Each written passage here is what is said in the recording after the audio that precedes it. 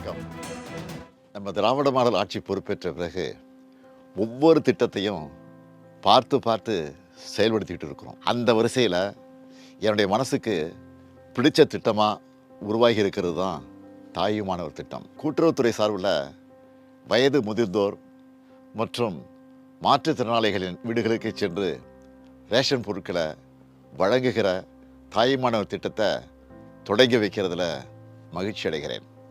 இப்படி அரசோட சேவைகளை மக்களோட வீடுகளுக்கே தேடி சென்று கொடுக்கிறது இந்தியாவுக்கே முன்மாதிரி முயற்சி. ஒரு திட்டத்தை அறிவிக்கிறதோட கடமை முடிஞ்சிடுறதா நாம் நினைக்கிறது இல்லை. அந்த திட்டத்தோட பயன் கடைகோடி மனிதரையும் சென்று சேருதான்னு கண்காணிக்கிறதையும் கடமையாக நினைக்கிறேன்.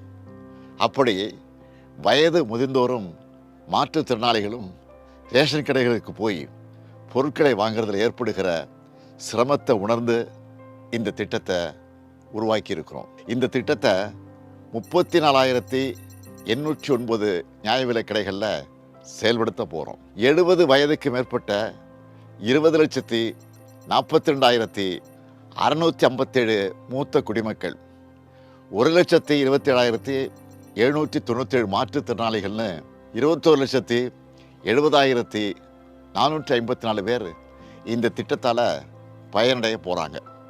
ஒவ்வொரு மாதமும் 2வது சனிக்கிழமை மற்றும் ஞாயிற்றுக்கிழமைகளில் குடிமைப் பொருட்கள் உங்கள் வீடு தேடி வந்துடும்.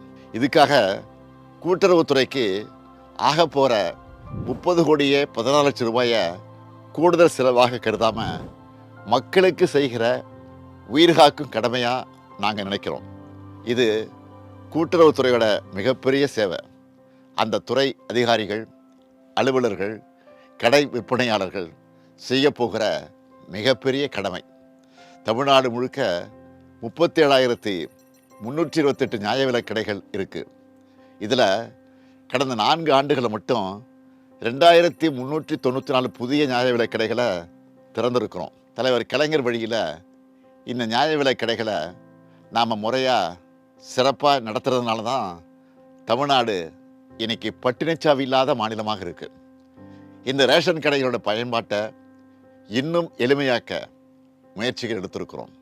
இந்த நேரத்தில் கூட்டுறவுத்துறை அதிகாரிகள் மற்றும் அலுவலர்களுக்கு நான் வைக்கிற வேண்டுகோள் என்பது, இந்த திட்டத்தோட நோக்கம் 100 விழுக்காடு நிறைவேறுகிற வகையில் உங்களுடைய பணி அமையணும்.